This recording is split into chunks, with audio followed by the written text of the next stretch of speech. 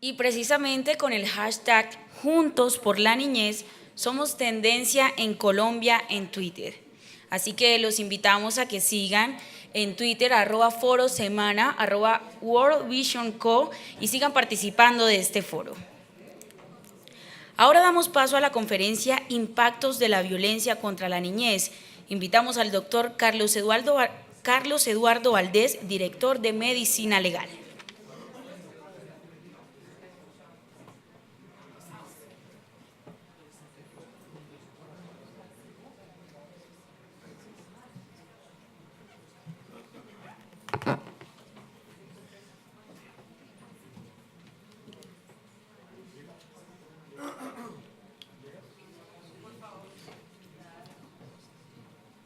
Muy buenos días, es un verdadero placer asistir a este tipo de foros, a dialogar sobre qué es lo que está sucediendo en Colombia con nuestros niños, niñas y adolescentes. Desafortunadamente, el papel del Instituto de Medicina Legal hoy por hoy se ha convertido en un papel de notario, y así lo he expresado, de la violencia en Colombia. Pero una violencia que cada vez está siendo más dañina para el país, más gravosa y sobre todo con una afectación gravísima en lo que tiene que ver con nuestros niños, niñas y adolescentes. En estos pocos minutos quiero, antes de hacer algunas reflexiones, presentar algunos balances estadísticos realizados respecto del último año. En lo corrido de este año comparado con el año pasado, ha incrementado en Colombia la violencia hacia los niños, niñas y adolescentes en todas sus formas.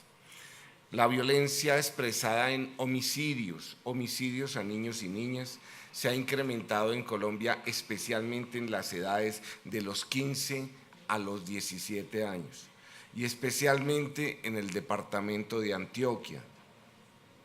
La violencia representada en este tipo de agresión en el homicidio, hoy en este momento es más frecuente en los fines de semana, los días sábados y domingos, siendo el domingo el día de mayor agresión, y especialmente entre las 6 de la tarde y las 9 de la noche. El lugar donde se cometen estos homicidios son las casas de habitación, las viviendas donde están nuestros niños y niñas. En el tema de suicidios en Colombia, es lamentable señalar que los suicidios en niños y niñas han aumentado también. Es triste mencionar cómo en lo corrido del año un niño entre los 0 y los 9 años se suicidó, y no hago referencia a suicidios originados por patologías psicológicas, psiquiátricas. Son suicidios derivados de un contexto de violencia. El mayor incremento se ha dado en este año en Colombia en los suicidios de niños y niñas en las edades entre los 10 y los 14 años. Desafortunadamente, Bogotá en este tema es líder en Colombia en suicidios de niños y niñas. Los mecanismos de suicidio en los niños son mecanismos tipo de asfixia, y vale mencionar el uso de elementos tan comunes como los collares de los perros para que los niños se suiciden. Las horas más frecuentes en que se da el suicidio en los niños es a partir de las 12 del día, pero hay un pico muy alto entre las 3 y las 5 de la tarde. Los lugares siguen siendo las casas de habitación. Los días preferencialmente se dan a mitad de semana, especialmente el día miércoles. En el tema de violencia sexual, nuestros hallazgos son desgarradores realmente. Ayer mismo murió una niña que estaba hospitalizada en cuidados intensivos después de que se le había diagnosticado trauma abdominal cerrado con asocio de violencia sexual. Y vemos un incremento este año, especialmente entre los 10 y los 14 años. Y aquí las cifras hay que diferenciarlas. Los niños agredidos sexualmente son en mayor número entre los 10 y 14 años, mientras que las niñas son en mayor número entre los 15 y los 17 años. El departamento del Valle del Cauca es el que ocupa el primer lugar en este tema. Los agresores siguen siendo los familiares más cercanos, los padres, los abuelos, los hermanos. Los días en que se agrede al niño sexualmente son los sábados y domingos, especialmente después de las 6 de la tarde. En violencia intrafamiliar también tenemos que registrar que la violencia intrafamiliar que afecta a niños y niñas también se ha incrementado en el país. En este momento, según los datos estadísticos de la Fiscalía General de la Nación, es el tercer delito en ocurrencia en Colombia después del hurto y las lesiones personales. Pero la afectación en niños y niñas ha aumentado. Esta violencia intrafamiliar es desmedida y su principal autor siguen siendo los padres, el segundo las madres, en tercero los abuelos. Los días de mayor ocurrencia están entre semana y especialmente entre las 5 y las 8 de la noche, 5 de la tarde y 8 de la noche. En la violencia interpersonal, la violencia no relacionada con violencia intrafamiliar, sino violencia interpersonal, vemos también que a pesar de que en edades como 10 a 14 años ha disminuido ostensiblemente, ha aumentado también entre los 15 y los 17 años. Esta violencia interpersonal se da en ambientes escolares, en ambientes de vecindario especialmente. Los principales agresores son personas conocidas por los menores y los días en que se dan especialmente de martes a jueves en horas de la tarde, en especial hacia las 5 de la tarde. Como ustedes ven, el panorama que tenemos hecho por el Instituto de Medicina Legal entre lo corrido de enero a agosto del año 2016 al año 2017 nos está mostrando un incremento en la violencia de niños y niñas en todos los aspectos que se estaban analizando. La reflexión es importante. No solamente quiero registrar el número, porque como dije no quiero continuar siendo notario.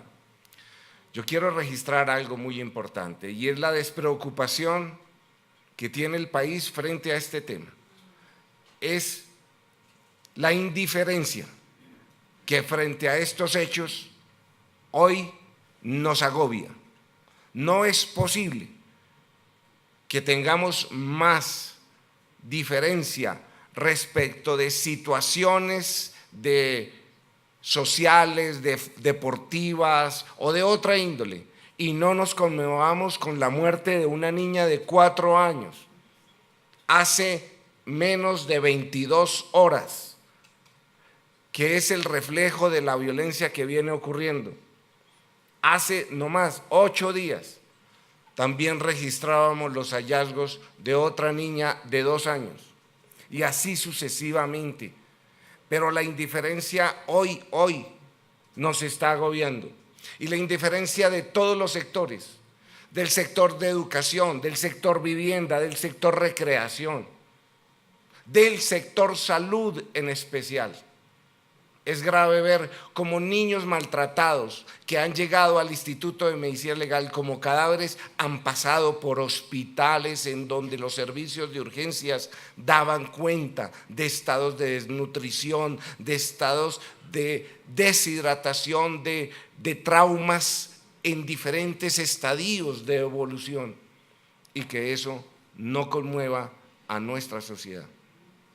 Es por eso que aprovecho como director del Instituto de Medicina Legal hacer un llamado a todos los estamentos, no simplemente a las cifras, sino a la situación del país. Estos niños maltratados hoy muy probablemente podrán ser los maltratadores en menos de 10 años. Y ese es el círculo vicioso que debemos cortar. El compromiso es de todos, los ciudadanos, las entidades, la sociedad en general debe hoy sentirse agobiada por la situación que padecen nuestros niños y niñas.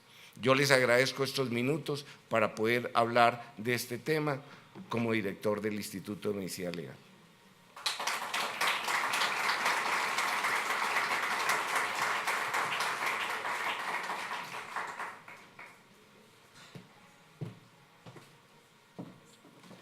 Antes de dar paso al segundo panel de la jornada, les mostraremos los resultados de la pregunta número 2, donde participaron a través de la web app webapp.forossemana.com. ¿Cuál es el principal actor responsable de prevenir la violencia contra la niñez? Ni las instituciones religiosas ni el Estado son los actores responsables, según las personas que respondieron la pregunta.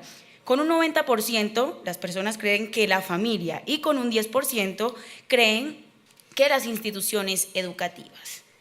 Continuamos ahora con el segundo panel, eficacia de las instituciones para proteger a los niños, niñas y jóvenes de la violencia.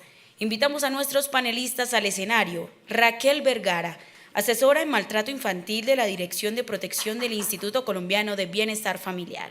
Teniente Coronel Henry Quintero Medina, director de Protección de la Policía Nacional. Mario Gómez, asesor del despacho del Fiscal General de la Nación en temas de derechos humanos y protección de infancia y adolescencia. Ricardo Luque, coordinador del Grupo de Sexualidad, Derechos Sexuales y Reproductivos del Ministerio de Salud. Este panel será moderado por Marcela Prieto Botero, directora general de Foros Semana. Les recordamos una vez más que pueden seguir las cuentas en Twitter de @forossemana, @worldvisionco y en Instagram igualmente @forossemana, @worldvisionco y a usar el hashtag con el que somos tendencia numeral Juntos por la Niñez. Marcela Prieto tiene la palabra.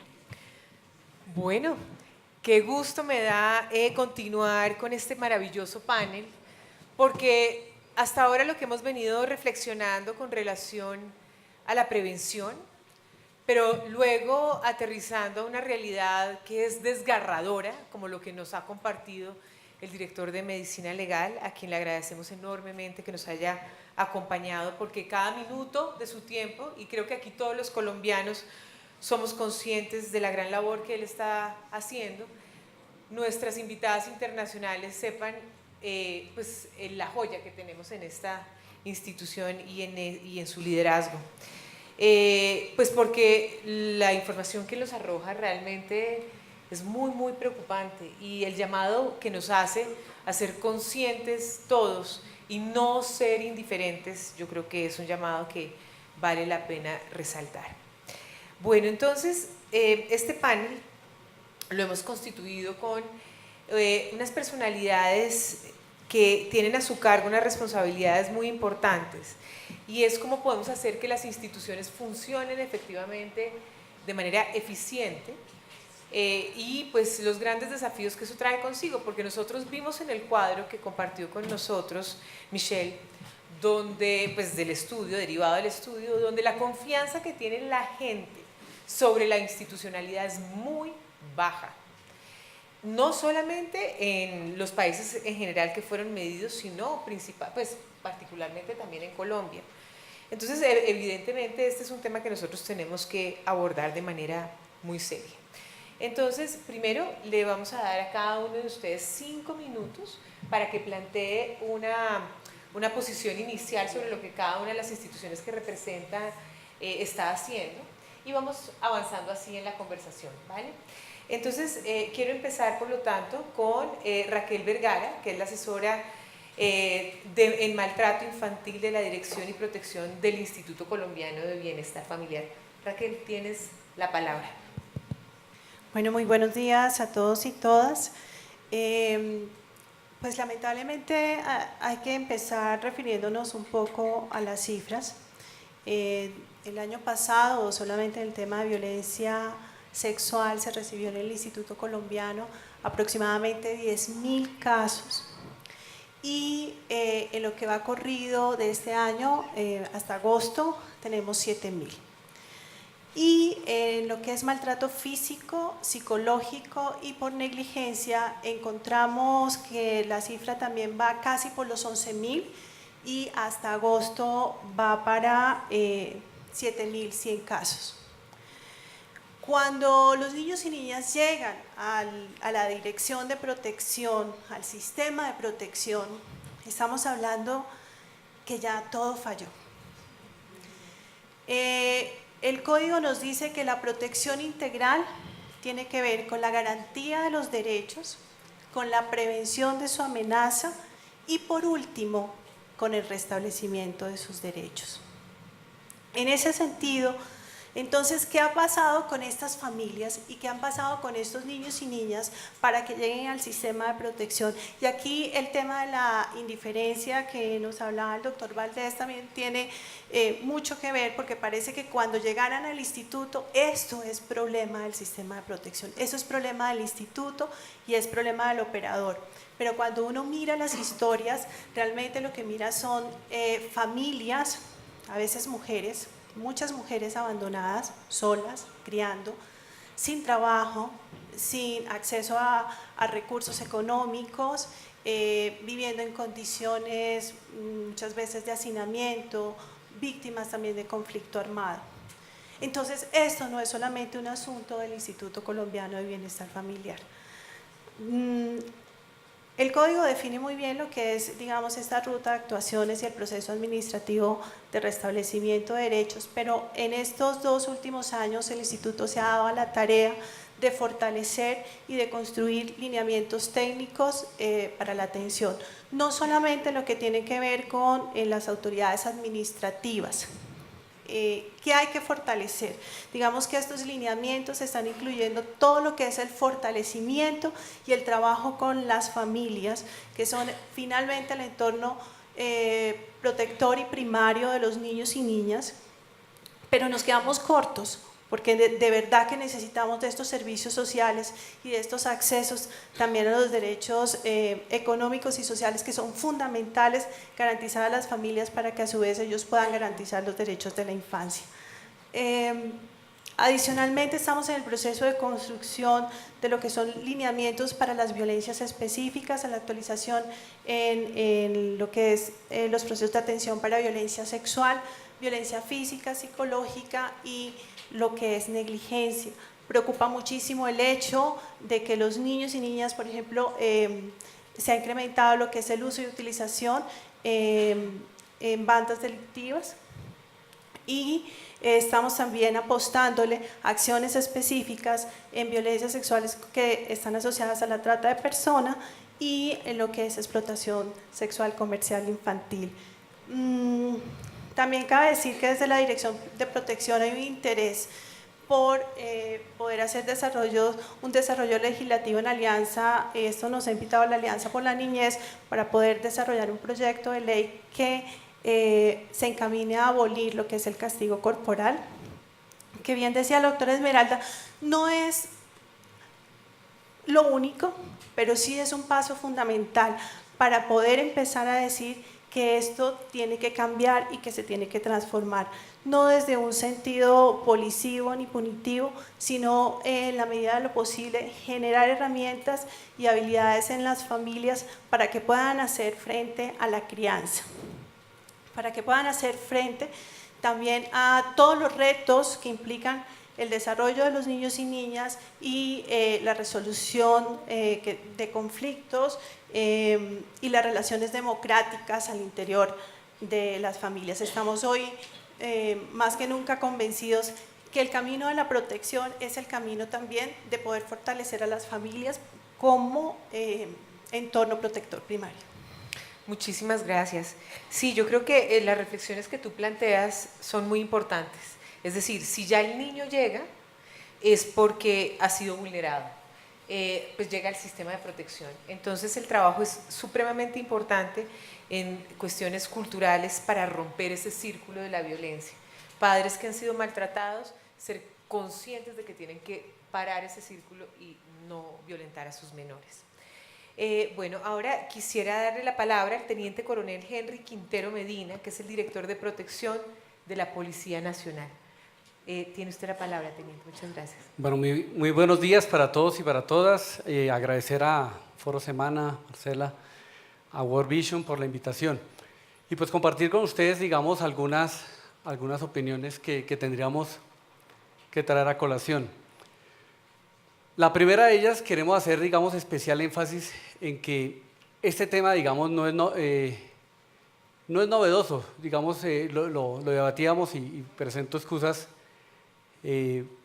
porque entré tarde y justamente estaba atendiendo una pregunta muy similar a la que nos hacía Caracol Noticias. Y el tema, digamos, tendría que generar un proceso de una profundidad y realmente una transversalidad a todos los sectores del Estado, a todas las instituciones, empezando por la familia. Los panelistas anteriores tocaban el tema, digamos, el eje central tiene que ser, y tenemos que gravitar todas las instituciones del Estado en la protección de la familia, como eje fundamental de la sociedad. Situación que en la práctica y en la realidad poco o nada se hace, porque por eso encontramos, particularmente desde la policía, lo que nos corresponde atender todos los días. Casos de abuso sexual, trabajo infantil, explotación sexual, niños desaparecidos, niños muertos, o sea, encontramos de todo. ¿Y qué está pasando? Pues no hay la fortaleza suficiente en el cuidado y en la protección, empezando por la misma familia. De cara a esa situación, pues la Policía Nacional, consciente de lo que se venía cuando estábamos en temas de los acuerdos de paz, se adelantó a generar y proponer un proceso de modernización y transformación institucional, conocido como el MTI.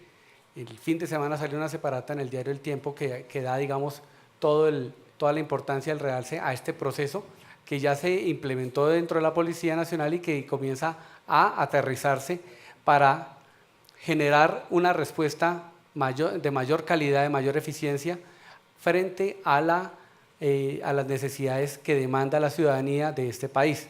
Por eso el lema de este proceso de modernización y transformación institucional está enmarcado en el lema Inspirados en ustedes. Inspirado en ustedes es en las necesidades de nuestros ciudadanos, en las necesidades de nuestros niños, niñas y adolescentes particularmente. Es revisar realmente todo lo que está ocurriendo. Una segunda línea que también la consideramos vital y es el tema de la prevención. Se hace necesario fortalecer aún más el tema de la prevención como la anticipación adecuada. Y cerraría con este punto, que es también, digamos, en respuesta a uno de los aportes que hacía la panelista, una de las panelistas anteriormente.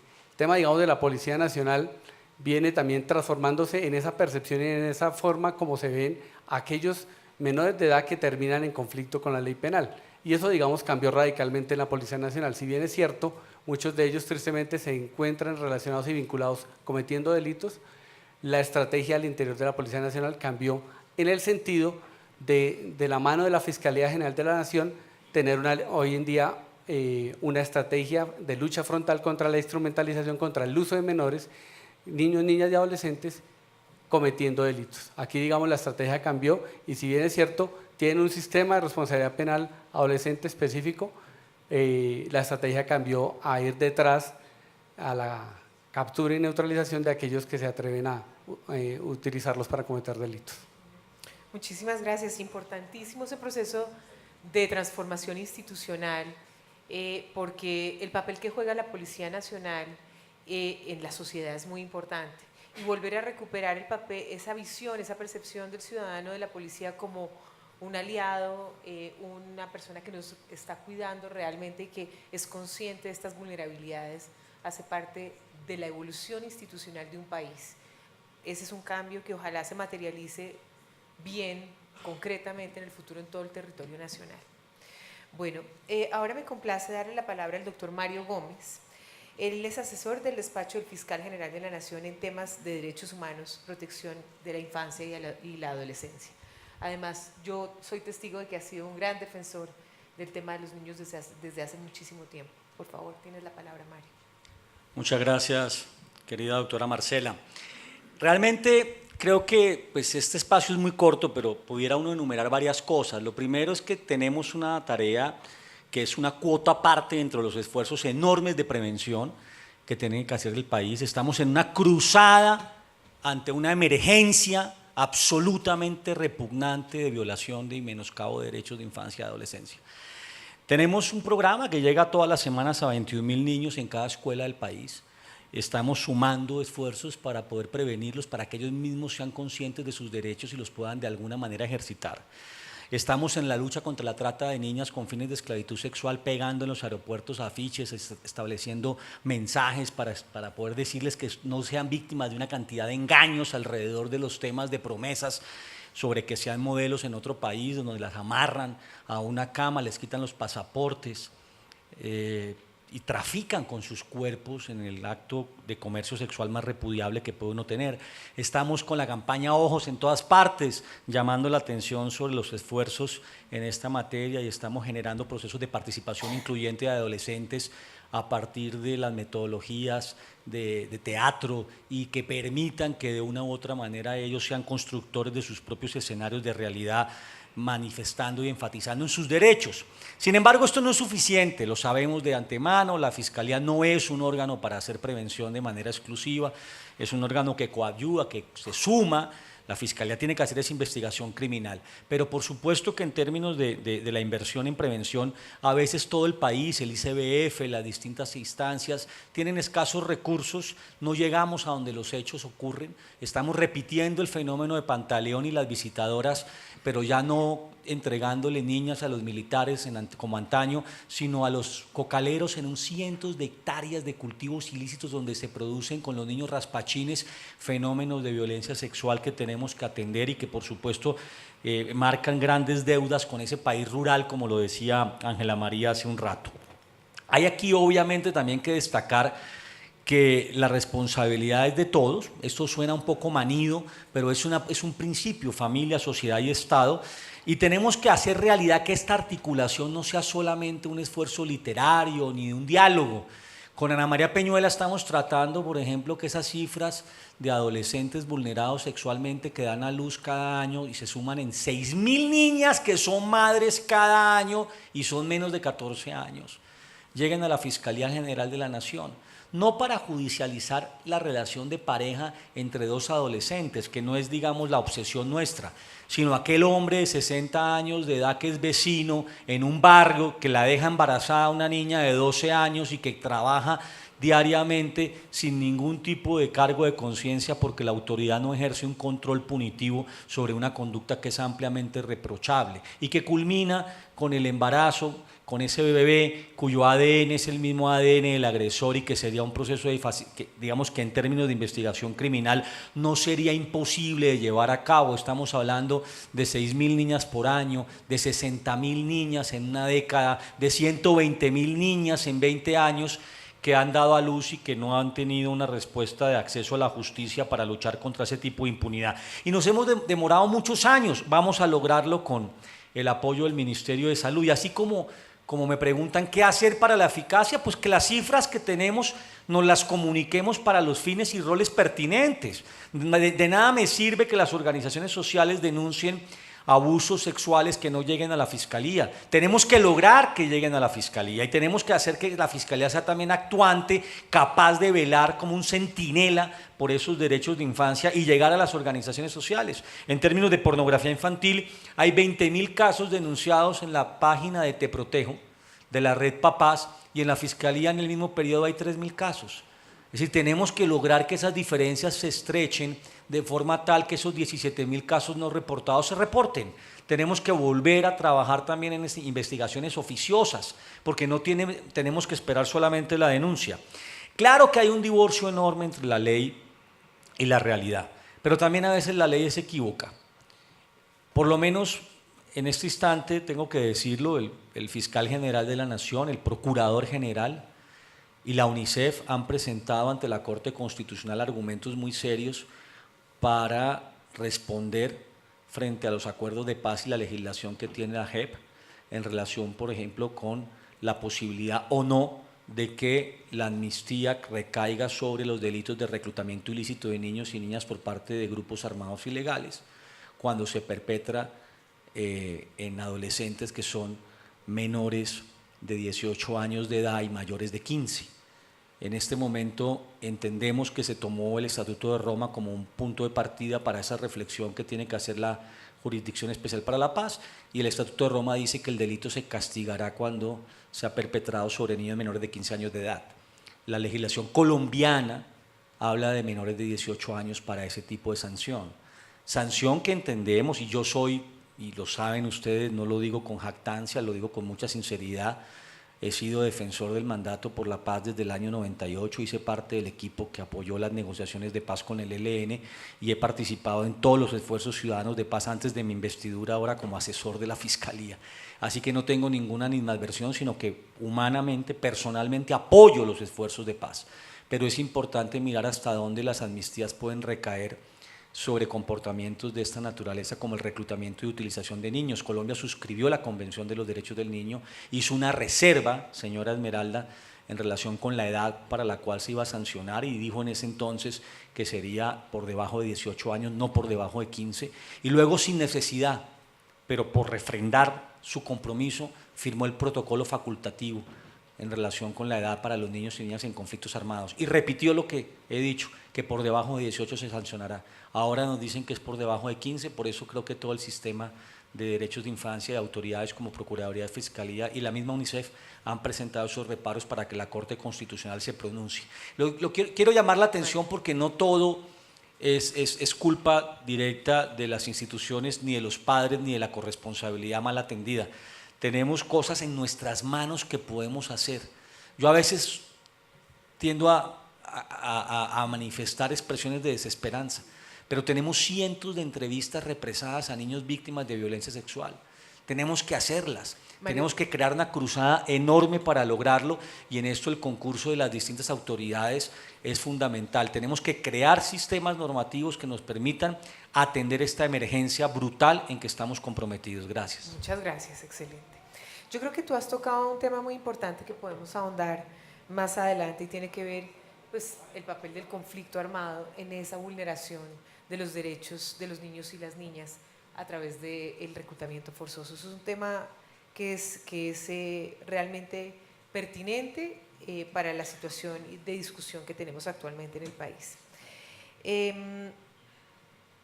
Ahora me complace muchísimo darle la palabra al doctor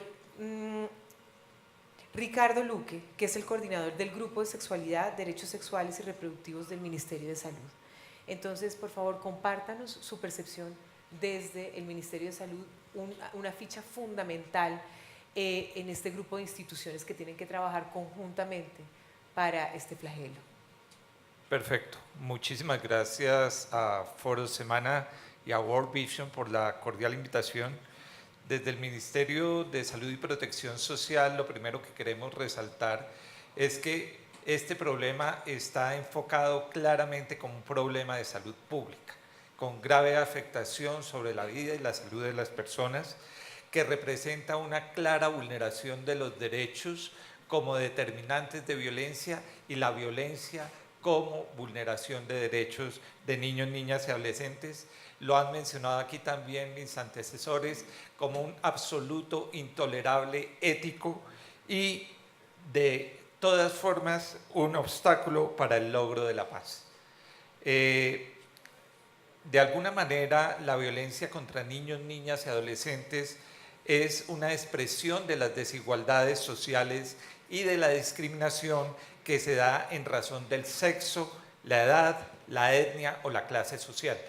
Y ahí es muy importante porque es que se discrimina muchas veces no tanto en razón del género como del género cruzado con la clase social, como del género cruzado con la edad, etc. Por lo mismo es muy importante, y así está expresado en nuestra política de sexualidad, derechos sexuales y derechos reproductivos, realzar los enfoques de derechos de género diferencial y de determinantes de la salud.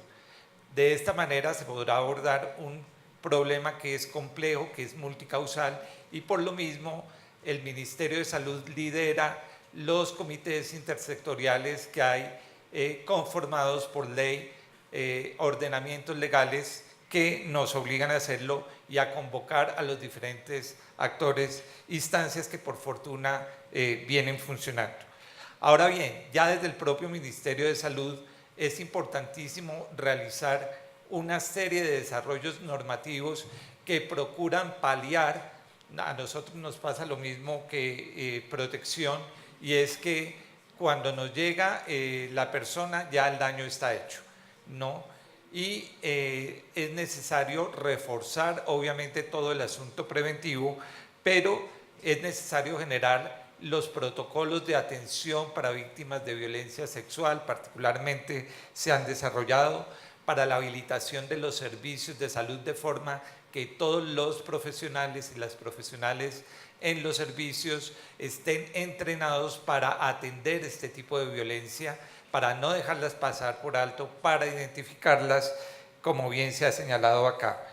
Por otra parte, se estableció la resolución 1904 de este año para que las personas con discapacidad sean capaces de tomar sus decisiones en el terreno de la salud sexual y reproductiva, con los apoyos requeridos, con los ajustes razonables, con las salvaguardas que sean necesarias, pero de todas formas no pudiéramos revictimizar o ejercer nuevas violencias desde los servicios de salud a las personas en razón de su situación de discapacidad. Por otra parte, en el área de prevención, y se ha mencionado aquí también, el tema de participación es fundamental. Es fundamental desde los servicios de salud amigables para adolescentes y jóvenes. Se ha mencionado aquí el COMPES 147 de prevención del embarazo adolescente, que es una estrategia fundamental, pero igualmente la participación de mujeres en entornos rurales como agentes de movilización social hacia otras mujeres que les ayudan a canalizar, a identificar las violencias, a denunciar, a que el silencio no sea cómplice de estas situaciones. Es competencia del sector salud, y ya lo mencionaba igualmente la doctora Ana María, generar la información que sea adecuada. Está el Observatorio de Violencias Sexuales y de Género, al igual que está el CIVIG, que compila la información de los múltiples sectores que estamos trabajando articuladamente, y ya se ha mencionado aquí que entre los casos de violencia sexual, 7.846 corresponden a niñas entre los 10 y los 14 años, lo que da cuenta de unos 6.000 embarazos al año, con todas las implicaciones que ello tiene. Por último, huelga resaltar la corresponsabilidad que tenemos todos los sectores, se ha mencionado múltiples veces acá, y tenemos unos retos en términos de fortalecer las políticas, abordar las causas estructurales, como por ejemplo la reconstrucción de masculinidades, que es un tema que no se trabaja prácticamente. La intolerancia social a la violencia es un reto que tenemos por delante igualmente, y eliminar la impunidad. El sistema de justicia debe actuar desde la misma denuncia, pero igualmente el sistema de justicia debe ser operante para que exista la sanción social y penal, judicial, que se requiere en estos casos. Muchísimas gracias. Bueno, muchísimas gracias. Yo creo que acá hay un elemento fundamental que complementa este rompecabezas que hemos venido armando a lo largo de la mañana, y es que además de tener un costo económico, además de tener un costo social, este es un tema que tiene unas implicaciones y que debe ser visto y manejado desde la institucionalidad como un problema de salud pública. Es decir, es un problema multicausal, tenemos que mirarlo desde diferentes perspectivas. Ahora, resalto también que haya habido desarrollo normativo, por supuesto, pero aquí el gran desafío, y por eso hemos querido hablar en este panel sobre la importancia de esa coordinación interinstitucional, quiero puntualmente preguntarles a cada uno sobre esa coordinación interinstitucional, porque ustedes cada uno en su primera intervención mencionan esa corresponsabilidad, pero ¿cómo la podemos materializar? ¿Realmente qué se está avanzando? ¿Qué no? Porque también hay que identificar en qué está fallando. Entonces volvemos al mismo orden en que estábamos. Entonces tienes la palabra. Bueno, realmente nos falta muchísimo, pero hay que decir que se han logrado algunos avances. Lo que pasa es que la intersectorialidad, la interinstitucionalización de los procesos de atención no se puede pensar como un modelo único porque los territorios son distintos y la institución en cada uno de los territorios no es la misma que nosotros encontramos acá en Bogotá. Entonces, esto también implica un trabajo desde los territorios para poder fortalecer esos espacios intersectoriales donde pues desafortunadamente a veces uno ve las mismas personas que van exactamente a las mismas reuniones atendiendo los mismos casos y a veces pues tampoco dan abasto. El proceso de comunicación y de clarificación de las competencias es importante realmente mejorar las capacidades de los profesionales de todas las instituciones en cuanto a las competencias y el proceso de atención, porque nos hace falta también esa mirada desde el análisis del enfoque de género, no solamente desde la mujer, sino también desde este enfoque de género visto desde las violencias que sufren las niñas y las adolescentes, porque es desde allí donde hay que empezar a cerrar las brechas. Es también un llamado también a los entes territoriales a que brinden las condiciones necesarias, por ejemplo, de comisarías de familia, que son, digamos, el primer acceso que tienen las familias a la justicia en materia de violencia intrafamiliar, a que fortalezcan sus equipos. Desde el instituto, por ejemplo, hemos logrado que las defensorías de familia puedan por lo menos tener sus equipos psicosociales completos, procesos de formación que ayuden realmente a que este por favor, proceso… Dale un minuto más, 3 minutos para cada uno, es que no lo hice. Gracias, disculpa. Que este proceso de intersectorialidad efectivamente se dé en los territorios. Tengo un minuto más. Bueno, lamentablemente lo que a veces uno ve en los territorios es que en los municipios más apartados no se cuentan con todos los profesionales que puedan dar respuesta a las situaciones de violencia. Creo que tenemos que empezar por eso, por este fortalecimiento de esta capacidad del recurso humano. No contamos tampoco a veces ni siquiera con las mínimas condiciones de un espacio digno, por lo menos privado, que conserve esas condiciones de dignidad. Y realmente el conocimiento tiene que llegar hasta las regiones más apartadas del país. Las denuncias en Bogotá y en ciudades grandes pues son bastantes, pero tenemos que empezar a trabajar desde lo territorial, desde de estas regiones más apartadas del país, donde la capacidad de respuesta realmente es muy limitada. Claro, y digamos Mario mencionaba ahora la diferencia que hay entre los casos que se reportan en la red Papás, que genera tal vez más confianza, es una organización de la sociedad civil, que en la propia Fiscalía. Entonces, ese proceso de pedagogía a nivel nacional para saber cuáles son los derechos que no es aceptable, porque muchas veces partimos de la ignorancia de una cultura errada, ¿no? Y poder tener la facilidad de, por lo tanto, denunciar donde corresponda. Ahora quisiera darle otra vez la palabra al teniente coronel con respecto a esto. Hablemos un poco sobre esa tarea de trabajar mancomunadamente con otras instituciones del Estado para esto. Bueno, claro que sí. El tema, digamos, de la articulación y la corresponsabilidad, digamos, 2 verbos y 2 acciones que se nos pide, es un mandato, es un principio, pero que en la realidad y en la práctica tiene toda serie de dificultades. Aquí, digamos, valdría la pena que generemos ese proceso de repensarnos realmente desde cada uno de nosotros, desde la individualidad, qué es lo que estamos haciendo y cuál ha sido realmente ese aporte que le estamos dando a nuestro país, a nuestra sociedad, en temas prioritarios y tan necesarios, tan importantes como la protección integral de niños, niñas y adolescentes. En algunas ocasiones escuchábamos en un escenario la corresponsabilidad maquiavélicamente, un concepto que algún académico decía, donde todo responde, nadie responde. Siempre estamos esperando es que el otro haga y difícilmente nos encontramos desde nuestra institución, desde nuestra posición y qué es lo que me corresponde a mí. Eso para decirles, digamos, que muchas veces la Policía Nacional termina recibiendo la consecuencia de las falencias de muchos otros que tuvieron que hacer y no hicieron de la manera que esperábamos.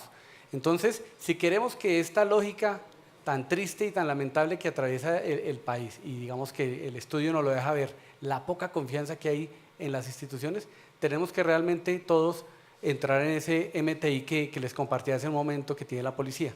¿Cómo nos repensamos, nos reformulamos, realmente resolvemos las necesidades, las inquietudes que tiene nuestra población menor de edad en el país, las familias? ¿Qué tenemos que hacer para repensarnos y torcerle esa lógica? Porque si no vamos a seguir repitiéndole el capítulo todos los días basta ver un medio de comunicación, un noticiero a mediodía, como digo yo coloquialmente, la única noticia positiva que sale es cuando vamos al corte de comerciales y sale el comercial de los pañales, que ahí sale el niño bonito, divino, ojiazul, protegido, lleno de amor y cariño, pero de resto es triste lo que pues se vive en el país. Entonces, digamos, existe la articulación, existe el trabajo mancomunado, pero tenemos que estar revisando porque cuando se nos cita al Congreso de la República, a los debates de control político, a todas las instituciones se nos pide resultados frente a temas puntuales: embarazo en adolescente, drogadicción, consumo de spa, explotación sexual, y todas las instituciones llegamos con un acervo de resultados y de acciones. Pero si las estamos haciendo y si estamos trabajando de manera articulada, porque el problema sigue siendo y sigue permaneciendo. Entonces vale la pena compartir con ustedes lo que les decía del modelo de transformación institucional para llevarlo a todos los sectores del país. Pues, mi querido teniente coronel, es preocupante lo que usted dice, porque si existen los esquemas y los sistemas, pero los resultados realmente no son los más halagüeños, pues realmente algo está fallando, y eso es algo que tenemos que avanzar, eso es algo que tenemos que observar y monitorear todos desde la sociedad civil, porque realmente yo creo que todo se reduce también a efectividad. O sea, nada sirve si no hay resultados. Y gran parte tiene que ver también con la educación, ¿no? Volvemos al mismo punto. Doctor Mario, por favor, ¿qué esfuerzo hace la Fiscalía?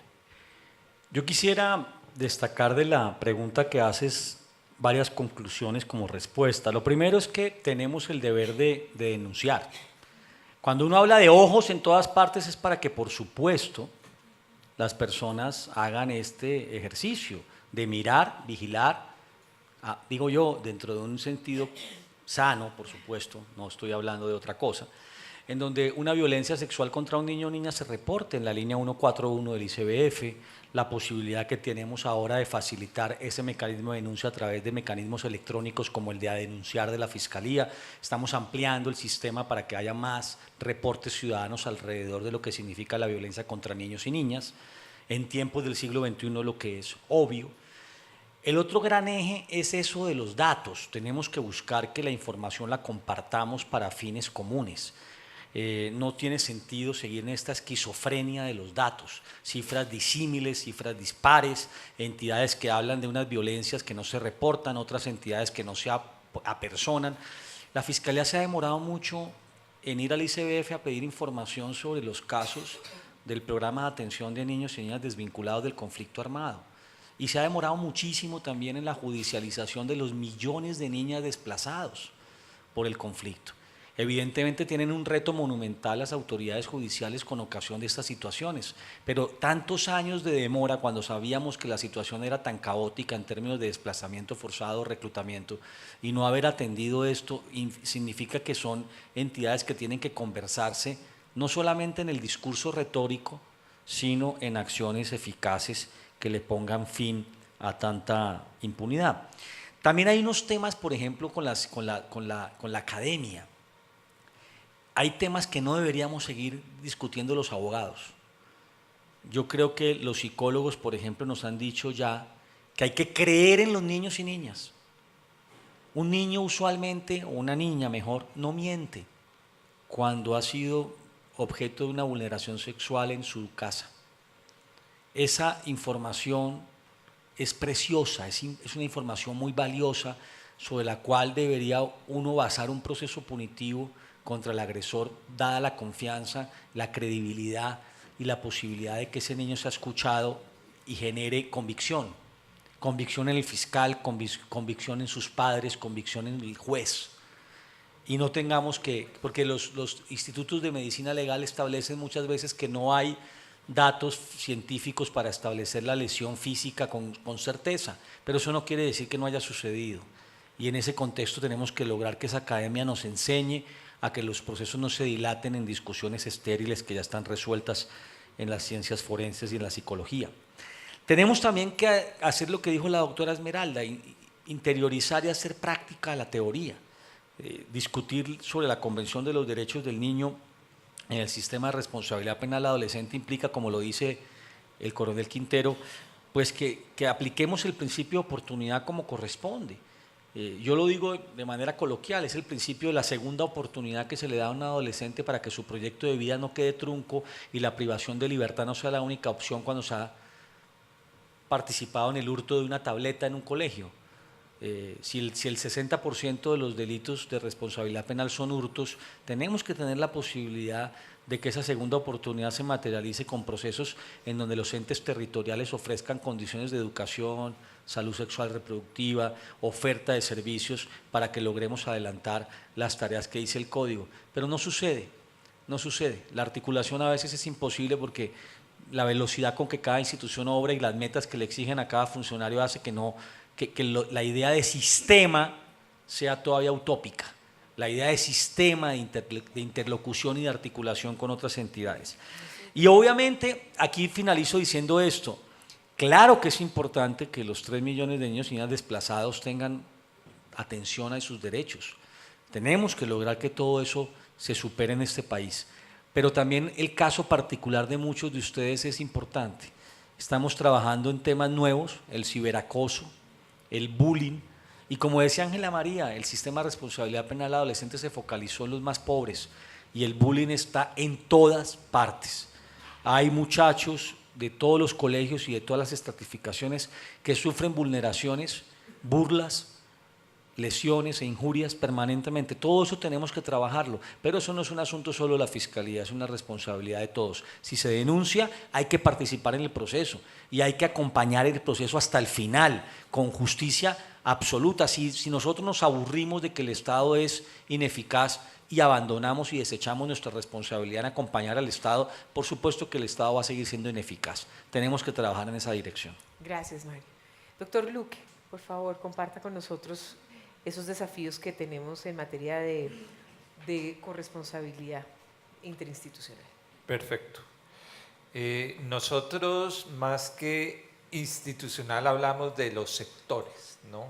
Para dar una cabida más amplia, porque pudiera entenderse la institucionalidad únicamente como las instituciones del sector salud, por ejemplo. Y no, desde el Ministerio de Salud y Protección Social se lideran los comités que justamente tienen que dar cuenta de la respuesta a la que estamos obligados por ley. Y cada ley nos genera un comité diferente, la 1257, la 1146, la 1336, la 1417, todas tienen absolutamente su espacio intersectorial y resulta que nos encontramos las mismas caras dando cuenta de particularidades. Y entonces lo que se ha hecho es buscar un mecanismo de articulación intercomités a efectos de poder organizar mejor la respuesta desde los diferentes sectores y que está liderado por el Ministerio de Salud, por el ICBF y por la Consejería Presidencial para la Equidad de la Mujer, que como tal viene haciendo un acompañamiento muy importante. Por otra parte, desde hace 5 años, a través de la estrategia Cero a Siempre, se han implementado unas estrategias para dar alertas tempranas de cuidado y crianza en más de 350 municipios del país. ¿Qué se hace allí? Básicamente se está vigilando permanentemente que los niños tengan afiliación al sistema de aseguramiento, que cuenten con la vacunación pertinente, que estén asistiendo a los programas de crecimiento y desarrollo y que las familias estén en un proceso de cualificación. Esto para que en determinado caso se pueda hacer la remisión pertinente hacia los sistemas de protección social. Los comités intersectoriales, por otra parte, se ha hecho un trabajo muy fuerte de ampliarlos y expandirlos al resto del país, de forma que hay en 28 departamentos, 5 distritos y en más de 600 municipios hay alguna representatividad, a veces con mayor o menor fortaleza, pero ha sido un trabajo de ir generando realmente la capacidad en territorio para poder dar cuenta de lo mismo. Y no quiero cerrar sin decir que ya desde el sector salud hay 3 fases fundamentales para la atención cuando el daño ya está hecho. Por una parte, una valoración integral interdisciplinaria, no solamente el pediatra, sino también toda la parte psicosocial que tiene que ver con el niño. Tiene que haber una respuesta sociosanitaria y social de carácter comunitario, y se propone un seguimiento niño a niño, estimulando la solidaridad social para que no vuelva a darse el caso que muchas veces desafortunadamente se revictimiza o se repiten lo mismo. Esto sería básicamente lo que tendría que aportar. Muchísimas gracias. No puedo dejar de decir que me preocupa. Me preocupa, y yo creo que nos preocupa a todos los que estamos acá, porque si bien el sistema está cada vez con mayor capacidad de recibir a los niños y de atenderlos, todavía hay altos niveles de revictimización, y eso hay que también observar, digamos, hacer una autocrítica y una autorreflexión importante. Y ciertamente a mí me queda como conclusión que el tema de prevención es donde más hay que trabajar, y educación dentro de la sociedad, porque ustedes hacen el esfuerzo que sea necesario para recibir, pero ciertamente la prevención es, yo creo que un factor fundamental, y tener los instrumentos más adecuados para poder denunciar con tranquilidad. Ahora, finalmente quiero darle la palabra los 2 últimos minutos para cada uno también, un poco para que demos nuestras conclusiones sobre, desde la perspectiva de cada uno, qué falta por hacer. Ya hagamos esa autocrítica. ¿Qué falta por hacer? 3 minutos, perdón, discúlpame, 3 minutos. Entonces, quiero darle nuevamente la palabra a Raquel.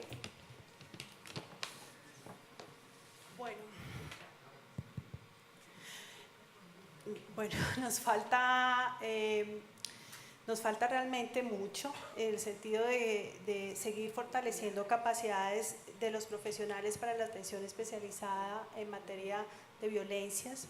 Nos falta todo lo que tiene que ver con el fortalecimiento de la articulación intersectorial, donde hemos logrado tener buenos protocolos, tenemos las instancias, pero todavía no hemos logrado que esto realmente sea efectivo y que se puedan hacer seguimiento a los casos en cada uno de los territorios. Falta definitivamente más trabajo con las familias.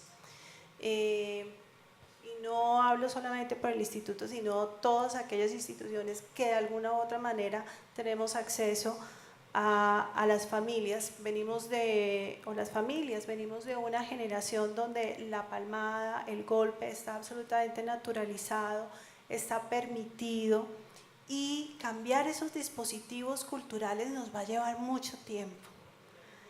Pero es una tarea que se hace en el día a día, con estos espacios reflexivos desde la escuela de padres, desde las defensorías de familia, desde las consultas de crecimiento y desarrollo, de poder brindarle a los padres y a las madres cada vez esas habilidades, porque finalmente cada uno reproduce las mismas comportamientos también con los que fueron educados. ¿Por qué no nos preparan para ser papás? ¿Por qué no nos preparan para ser mamás? Porque simplemente a veces nos amparamos con esto de que cada niño trae su propio pan debajo del brazo, y esto es absolutamente mentiras, porque el tema económico es un tema que agobia a las familias, y porque no solamente de pan viven los niños y las niñas, se necesita tiempo de calidad, se necesita esfuerzo, se necesita supervisión, se necesitan una serie de habilidades, y ahí es donde nosotros tenemos que empezar a generar estos procesos de transformación cultural, y sin ánimo de culpabilizar ni de volver victimarios a los padres y las madres. Todos lo hacen con el mayor cariño y realmente todos tienen el mejor deseo de que los niños y niñas sean las mejores personas. No obstante, tenemos que avanzar como sociedad. Eso, somos una generación que está llamada a ese cambio y a esa transformación cultural, y esto es un trabajo del día a día, donde debemos, en vez de salir preocupados, bien animados para poder intervenir y modificar nuestro entorno más cercano. Bien, me gusta esa conclusión tuya. En vez de salir preocupados, eso no sirve de nada. Más bien animados a hacer la transformación. Acá hay un tema importante, y uno siempre oye, y los que somos papás decimos, pucha, esto es un desafío muy grande. Nadie nos enseña a ser papás. Eso es algo que es reiterativo. Yo creo que deben incorporarse en las cátedras, en los colegios, algo que esté relacionado al desafío de ser padres. Más allá de, porque pues a los que quieran y decidan ser padres, por supuesto, porque eso es una escogencia, gracias a Dios, hoy en el siglo XXI. Pero la realidad es que debe haber programas de prepararnos para ser padres desde muy jóvenes. Bueno, y otra cosa que tú mencionabas que me parece importante también destacar y para compartir con los demás panelistas, es que también el entorno tiene que ayudarnos a poder cumplir mejor nuestro papel como padres. Porque si tenemos que tener desplazamientos de 2 o 3 horas para llegar a nuestras casas, de ida y de venida, esos son ejemplos nada más para saber cómo es el sistema de protección o el sistema de cuidado, mientras los padres pueden realmente gozar con más tiempo para compartir con sus hijos. Entonces, Teniente Coronel, tiene usted la palabra sobre sus reflexiones. ¿Qué falta por hacer? Bueno, la primera de ellas la he querido formular sobre el tema de no podemos perder la esperanza. No podemos perder la esperanza frente a lo difícil y a lo duro, lo crudo que es el escenario de la vulneración de los derechos y garantías de la niñez en Colombia. Es muy duro, es un drama de todos los días, pero no podemos perder la esperanza. Si este país fue capaz de ponerle fin a un conflicto armado, debemos estar lo suficientemente conscientes que podemos alcanzar, que podemos lograr ponerle el fin del conflicto interno que vive cada día las familias, la niñez particularmente. Ahí valdría la pena, ¿cómo? Pues entonces tenemos que, ya digamos, muchos de ustedes escuchan periódicamente informes, formulaciones, diagnósticos, pero pasemos a los hechos, hagamos más accionable, más operacional, más operativo, todas las acciones que le generen esa protección a la niñez. Y no podemos caer entonces en ese escenario de desesperanza, porque si no, pues se nos va a llenar el país de una sensación de terrorismo y nos tocaría salir para otro país. Pero encontramos, y lo mencionaba el doctor Mario, el escenario del desafío de los riesgos que hoy nos exige la virtualidad. No es desconocido por ustedes cómo los escenarios virtuales hoy ponen en riesgo a las familias, a todas las personas y particularmente a los niños. Es tan evidente ese riesgo que países como el Reino Unido, Estados Unidos, generan esos niveles de preocupación y de ocupación frente al tema. Tal es así que la policía en el año 2014 se incorpora a una fuerza de lucha frontal contra la pornografía y contra aquellas personas que comparten material sexual de abuso infantil. Cerraría digamos, ya con el tema de hablar menos, escuchar más y generar esos procesos de transformación que inviten a creer en nuestro país, a que realmente sí se puede si lo hacemos de manera articulada, si lo hacemos reconociendo los esfuerzos y las capacidades que todas las instituciones, organizaciones, no solamente que hacen parte del gobierno, del Estado particularmente, sino muchas de aquellas organizaciones no gubernamentales que hacen esfuerzos increíbles, y es importante que todos quepamos en ese país que logre garantizar la protección de la niñez. Cerraría, digamos, con eso. Bueno, muchas gracias. El otro día yo haciéndole una entrevista al doctor Valdés, hablando del caso particular de Juliana Zamboní, recuerdo que él me decía, mientras Colombia no sea consciente de que es un país enfermo, no vamos a poder solucionar el problema. Cuando vemos esas estadísticas y esos números en rojo, no en rojo fuerte, pero en rojo matizadito, pues estamos realmente viviendo en un país donde, mi querido coronel, si nos vamos a vivir a otro país, nos vamos a llevar esa misma práctica, es decir, está en cada uno de nosotros el cambio. Y el mensaje que él daba de la no indiferencia, creo que también nos corresponde a cada uno de los ciudadanos para denunciar y para articular el sistema. Bueno, ahora quiero darle la última palabra al doctor Luque. Doctor Luque, desde el Ministerio, ¿qué hace falta en el sistema de salud colombiano? Bueno, sin dejar la perspectiva de complejidad que tiene el problema, ya se ha mencionado acá toda la articulación fortalecida entre los diferentes sectores, fortalecer la concientización social, se requieren campañas de comunicación que realmente sensibilicen a la población, que el sector justicia opere, que todos los temas de género sean realmente comprendidos por la sociedad desde la misma familia y desde el sistema educativo a través de los proyectos de educación para la sexualidad y construcción de ciudadanía. Tiene un supernombre de ese proyecto, pero hace falta más inversión de recursos para que esos proyectos realmente funcionen y aterricen en la realidad de las personas. Por otra parte, se requiere ver a las familias como unos colectivos que realmente sean capaces del cuidado de niños y niñas, que la familia sea un entorno protector y no como lo que nos denuncia el director del Instituto de Medicina Legal, donde las violencias se agencian básicamente en el núcleo del hogar. Por otra parte, creo que debemos realmente salir de este foro con un compromiso, los diferentes actores y sectores que estamos acá, para que la violencia contra niños, niñas y adolescentes sea un intolerable social absoluto. No se puede tolerar con toda la fuerza. Y hacer la transformación cultural. La transformación cultural puede llevar años, pero en alguna campaña pasada escuché a algún candidato que decía que la transformación cultural demoraba 3 horas, lo que dura el vuelo de aquí a Miami. Llegamos allá y empezamos a ser respetuosos de la ley, del orden, ¿no? Y entonces realmente es cómo construimos sociedad solidaria, y en eso 2 ideas fuertes que yo creo que debemos trabajar. Por una parte, si queremos construir la paz, debemos fundamentar nuestras relaciones en el respeto a las diferencias, ¿no? En aproximarnos al que es diferente. Hoy a través de las redes sociales únicamente estamos con nuestros iguales y bloqueamos o eliminamos a quien piensa diferente. Yo creo que el verdadero esfuerzo está en aproximarnos a quien puede ejercer formas no adecuadas de solventar los conflictos.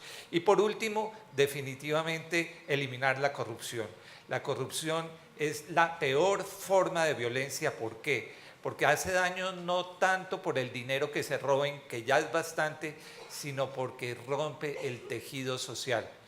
Si el Estado, que es el garante de hacer cumplir la ley, es el primero en romperla, yo que estoy obligado por la misma ley, ¿por qué habría de cumplirlo? Y entonces se rompe el tejido social, viene la insolidaridad y realmente en esos escenarios no es posible avanzar. Un reto importantísimo en nuestro país. Excelentes reflexiones, excelentes. De hecho, debo decirle, aquí desde Foro Semanas lideramos un ciclo de foros sobre lucha contra la corrupción y la llamamos así: corrupción en Colombia, la peor forma de violencia. Y esa es una reflexión que nos debe quedar a todos dentro del marco del posconflicto, porque la corrupción se roba plata para llevar a cabo las políticas efectivas, las políticas públicas efectivas en contra de la niñez. Y pasan todas estas cosas tan terribles. Entonces, educación, transformación cultural, no impunidad, respeto a la diferencia. Estos son algunos de los elementos que aquí salieron. Un aplauso, por favor, para nuestros panelistas.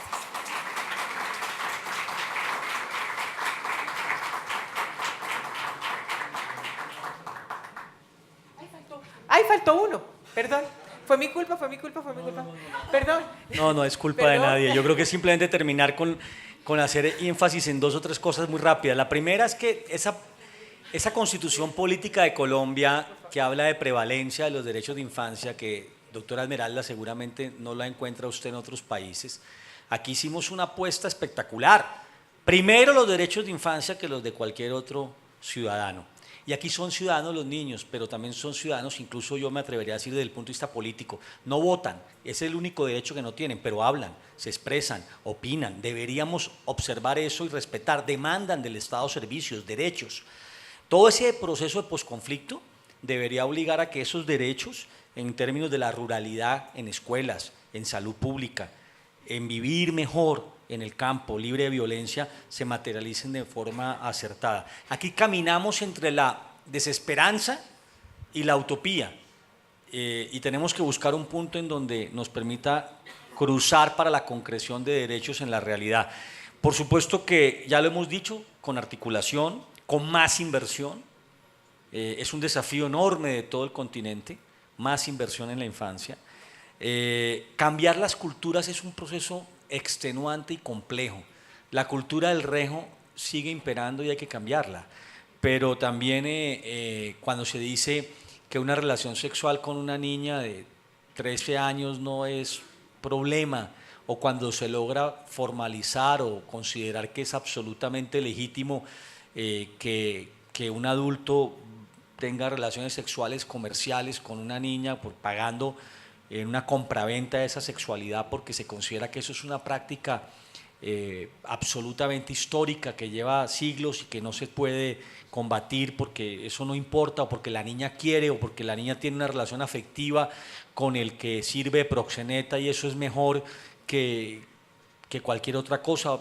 Yo creo que a veces confundimos muchos valores y la ley ha sido relativamente clara. La ley lo define, lo que pasa es que la observancia nos cuesta mucho trabajo llevarla a cabo. Estamos en una cruzada, estamos en un periodo brutal de emergencia, hay un despertar ciudadano importante, yo creo que hay un despertar ciudadano que hay que aprovechar como una ola que nos permite mejorar, digamos, las relaciones entre Estado y ciudadanía. Y mire, al interior de cada entidad, mire, le voy a contar una cosa para finalizar. En la Fiscalía hay un empeño enorme para luchar contra los narcotraficantes, contra las estructuras criminales, delictivas que están todavía al frente de negocios de esta naturaleza de sustancias psicotrópicas. La revista Semana denunció hace 15 días o 20 días que varios cabecillas de estas estructuras comercializaban el cuerpo de niñas vírgenes para entregárselos a sus hijos como parte de una fiesta de celebración. Y la Fiscalía durante mucho tiempo me dijo, mire, nosotros tenemos los casos por narcotráfico, tenemos documentadas las fotografías de los procesos de narcotráfico, no vamos a imputar otros delitos porque ya con esto los podemos capturar y los podemos condenar. Y yo les dije, y bueno, lo hicimos en un grupo de trabajo con esa estructura de crimen organizado, de lucha contra el crimen organizado, dije, no, hay que imputar la violencia sexual contra las niñas, porque ofrecerle a sus hijos la virginidad de niñas campesinas como parte de un fenómeno de compraventa del narcotráfico a ese tipo de situaciones es un delito que no puede quedar impune, y aunque lo condenen por otros, en derechos humanos debemos velar porque haya una correspondencia entre la agresión y la lucha contra la impunidad que motivó o ese crimen específico que motivó esa situación de vulneración. No deben quedar por fuera de las sentencias esas violencias sexuales de niñas que han sido cometidas en Colombia en nombre de la guerra y en nombre del narcotráfico. Un aplauso especial para el doctor Mario Gómez, por favor. Muy bien, excelente conclusión, gracias. Muchas gracias. Yo voy a seguir acá en el panel entonces.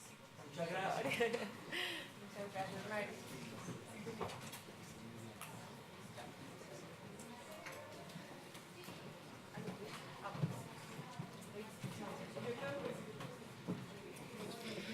Agradecemos a nuestros panelistas por sus intervenciones sobre los temas abordados en este segundo panel. Les recordamos una vez más que pueden seguir las cuentas en Twitter de @forossemana, @worldvisionco y en Instagram igualmente @forosemana, @worldvisionco y usar el hashtag #Juntos por la Niñez. Recuerde que somos tendencia en Colombia. A sus correos ha llegado el link para acceder a nuestra web app. También pueden acceder a webapp.forossemana.com y conocer toda la información del foro en tiempo real. La agenda, los perfiles de los conferencistas y panelistas que nos acompañarán durante toda la jornada. Nuestra aplicación no requiere descarga, solo navegando a través de ella pueden acceder a la información con un mínimo uso de sus datos. Este evento está siendo transmitido vía streaming a través de las páginas www.forossemana.com y webapp.forossemana.com. A continuación compartiremos con ustedes una serie de videos que forman parte de la campaña Necesitamos a todo el mundo para eliminar la violencia contra la niñez, que adelanta World Vision.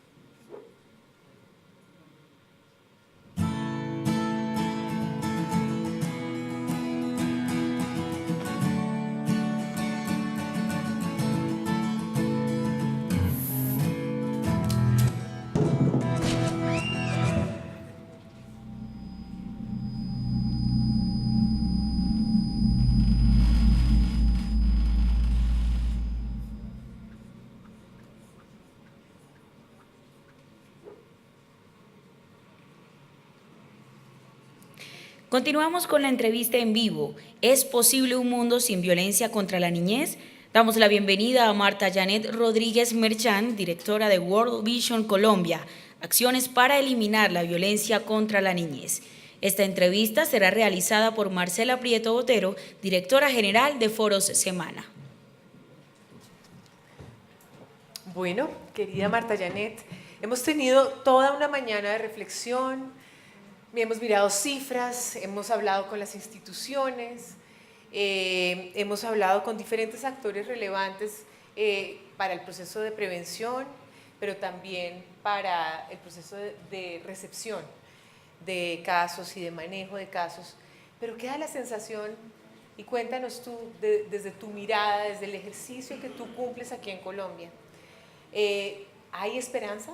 ¿Se puede vivir realmente en un país libre de violencia en niños, niñas y adolescentes? Bueno, yo quiero retomar las palabras del teniente porque también creo que somos una sociedad muy resiliente. históricamente, eso lo dice nuestra historia. Tenemos la capacidad de reponernos a situaciones difíciles y seguir mirando la vida con un sentido de esperanza. Así que en la experiencia que tengo como parte de World Vision, yo creo que sí es posible. Y creo que son posibles las transformaciones que debemos generar para hacer una sociedad viable, una sociedad posible para los niños y las niñas. Hoy hemos visto que este no es un tema sencillo, que hay una complejidad en torno a esta realidad, que somos muchos los actores sociales que podemos de alguna manera contribuir, pero que también se necesita, y nos han desafiado hoy, creo yo, a generar más este tipo de espacios de diálogo, de reflexión, de aprendizaje, pero sobre todo de articulación entre todos nosotros. Porque también es cierto que no lo vamos a lograr con acciones desarticuladas, con pequeñas acciones, aunque sean exitosas, no son suficientes. Necesitamos tener la capacidad de escalar, de expandir el impacto y de no redundar también en acciones. Y eso requiere que tengamos la capacidad de lograr acuerdos entre nosotros, acuerdos de cooperación, acuerdos de solidaridad, que nos permitan ser más efectivos. Porque tú decías, Marcela, algo muy importante. No es suficiente preocuparnos. Tampoco es suficiente hacer tantas cosas si no estamos logrando transformar esta realidad. Entonces yo creo que es posible. Pues qué bueno porque tú has sido una observadora de los procesos de muchos niños. Así es. Cuéntanos un poco cuál es el papel que deben jugar estos niños y niñas que otrora fueron víctimas, que hoy son adultos, en ese proceso de transformación. Bueno, sí, hemos acompañado, por la gracia de Dios, ya por casi 40 años, las historias de vida de muchos niños y niñas. Y creo que hay diferentes estructuras también de apoyo que hacen que estas personas que han sido víctimas de la violencia puedan resignificar la vida y no caer en este círculo de repetir, de ser luego victimarios y de asumir la violencia como un medio de crianza y de relacionamiento entre nosotros. Y de las cosas que nosotros podemos dar fe a lo largo de estas décadas que contribuye es el tema de la visibilización. Tenemos que seguir visibilizando esta realidad, porque no visibilizarla es otra forma de revictimizar también. Entonces, en la medida en que nosotros asumamos también la voz y de quienes no la tienen o de quienes ha sido apagada, y podamos promover acciones hacia la restitución inmediata de sus derechos que les puedan ayudar a reponerse de los impactos de la violencia y sobre todo que no vayan a aprender y a interiorizar la violencia como un medio de crianza y de interacción y relacionamiento con otros. Pero sobre todo acompañar a los niños y las niñas. Esmeralda nos decía también, y esto es muy importante, escucharlos, generar esos espacios de participación, porque trabajamos con ellos, para ellos, pero con ellos.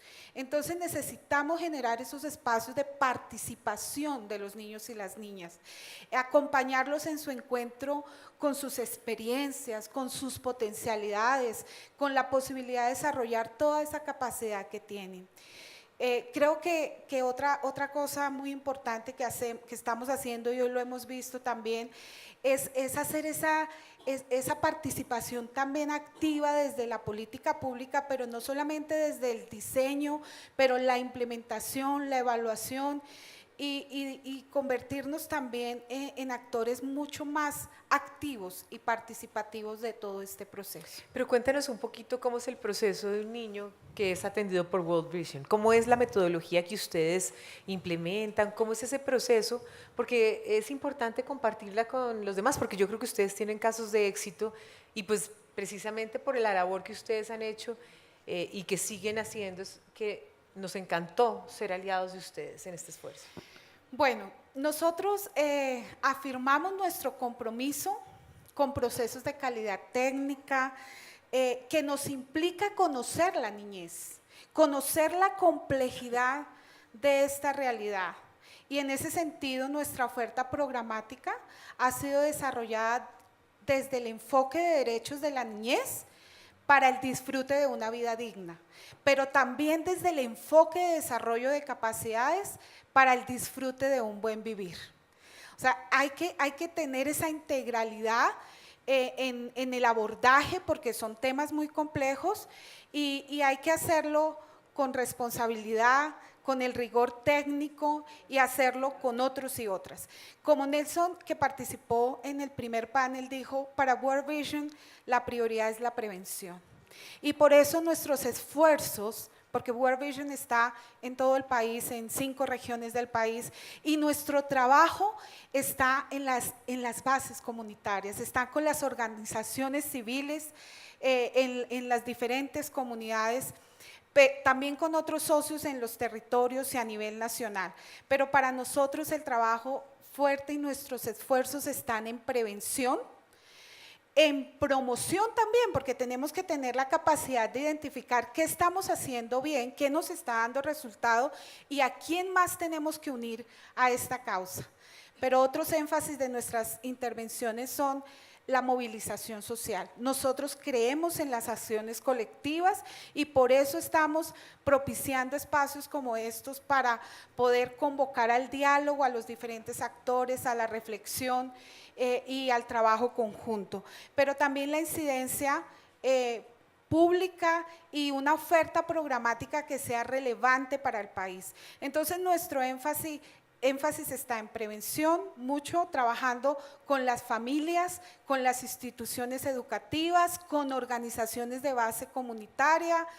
Tenemos, por ejemplo, una red de familias y voluntarios en todo el país de más de 2.600 personas voluntarias que trabajan con nosotros en los territorios para generar estos espacios y estos ambientes seguros. El 95% de esos voluntarios son mujeres. Entonces también eso nos da mucha esperanza porque creemos también en el rol de la mujer como dadora de vida, pero también como un actor social cada vez más con mayores posibilidades de incidir en el desarrollo de sus comunidades y en la vida de los niños y las niñas. Pero qué importante es involucrar también a los hombres, porque hay que hacer una transformación también grande en el rol que tradicionalmente han jugado los hombres en esta sociedad e involucrarlos en este proceso yo creo que es fundamental. Cuéntanos un poco sobre eso, ¿qué actores son relevantes e importantes para poder cumplir ese sueño de que en Colombia haya casi una reducción al mínimo, mejor dicho, al mínimo posible en términos de violencia contra los niños? Bueno, creo que tenemos que también reconocer con esperanza que somos muchas, las personas desde las institucionalidades, desde las individualidades, que cada vez estamos más comprometidos con lograr este sueño. Este despertar de la sociedad que diga, no toleramos un acto más de violencia contra los niños y las niñas. Y aquí nosotros particularmente en el trabajo nos encontramos además de las comunidades, de estas mujeres, hombres, adolescentes, jóvenes, también trabajamos con organizaciones basadas en la fe, diferentes iglesias de diferentes denominaciones, redes de interreligiones, trabajamos con los actores del gobierno, del Estado, a muchos de ellos los hemos convocado y han estado aquí hoy desde diferentes institucionalidades compartiéndonos también su interés, pero con organizaciones que no son gobierno, de la sociedad civil.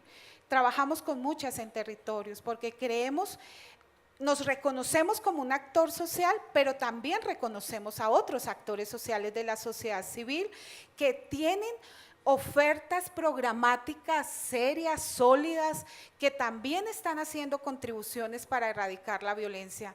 Entonces, son muchos esos actores con los que trabajamos en las comunidades y creo que en ese sentido también hay mucha esperanza. No estamos solos, somos un actor social más, nos reconocemos así, pero también reconocemos y legitimamos a otros actores de la sociedad civil que trabajan con nosotros. Un ejemplo de esto es la Alianza por la Niñez. Nosotros somos parte de la Alianza, fuimos socios fundadores de la Alianza y este es un escenario donde hemos hecho conjuntamente muchas iniciativas de incidencia y de movilización para lograr justamente estas transformaciones. Bueno, ¿y qué te parece el pacto que propuso la directora del Instituto Colombiano de Bienestar Familiar y la receptividad que tuvieron los diferentes actores a lo largo de la mañana para ser parte de este pacto? ¿Cómo lo pensarías materializar o qué piensas de esto? Sí, yo creo que aquí ha habido una evidencia de la voluntad, ¿sí? Que es de las materias primas que requerimos, la voluntad de los individuos que representan institucionalidades, pero que en última somos personas, hombres y mujeres, que expresamos un compromiso por generar estos cambios. Nosotros estamos muy animados, obviamente, a ser parte de esta iniciativa. Creemos que los desafíos mayores que tenemos tienen que ver para lograr estos acuerdos, porque un pacto es un acuerdo colectivo y estos acuerdos colectivos solamente los vamos a poder lograr en la medida en que comprendamos la complejidad de esta realidad, identifiquemos esos otros actores sociales, los legitimemos, los reconozcamos y pongamos esto en unas agendas que sean públicas, que sean colectivas y todos expresemos nuestra voluntad y nuestro compromiso. Claro que sí, World Vision ha generado este espacio justamente como Michelle, que representa nuestra organización a nivel regional, lo decía, hemos trabajado en otros países de la región donde hemos logrado que desde el presidente, desde los diferentes actores firmen, hagan un acto explícito de compromiso con el pacto con la ternura, por ejemplo. Nosotros, en nuestro contexto que hemos firmado un acuerdo de paz, creo que hace mucho sentido poder firmar este acuerdo colectivo también para erradicar la violencia contra los niños y las niñas, para decir como sociedad que no toleramos más un acto de violencia en contra de los niños y las niñas. Pues justamente por eso quisimos hacer alusión a la ternura. Nos parecía importantísimo que más que seguir hablando pues de la crudeza de esta realidad, que es importante que hagamos la reflexión, queríamos también abordar la importancia de educar con ternura. Finalmente, y para concluir, cuéntanos un poco del aprendizaje personal. ¿Cómo ha sido esta experiencia para ti?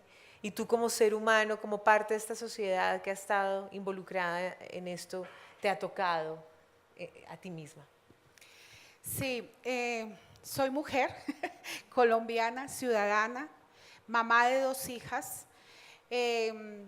Como muchos de ustedes también he vivido los efectos de la cultura de violencia en nuestro país. Así que en todo este peregrinaje de vida, de las convicciones y aprendizajes más importantes que van conmigo es la convicción y la esperanza de que sí es posible generar transformaciones culturales, estructurales, que no son trabajos sencillos, que como decía el compañero de la Fiscalía, nos mantenemos a veces entre los extremos de la desesperanza y la utopía, pero cómo podemos encontrar los caminos donde sea posible, donde haya la posibilidad de lograr esto, y ese es el camino que he decidido transitar. Yo creo que sí es posible lograr cambios, sí es posible lograr transformaciones, siempre y cuando nuestro nivel de sensibilidad frente a estos temas, de concienciación y nuestro compromiso expresado en acciones muy concretas desde lo cotidiano, desde el día a día, pues sume y aporte para lograrlo juntos y juntas. Muchísimas gracias. Un aplauso, por favor, para nuestra directora nacional de World Vision. Gracias. Muchas gracias.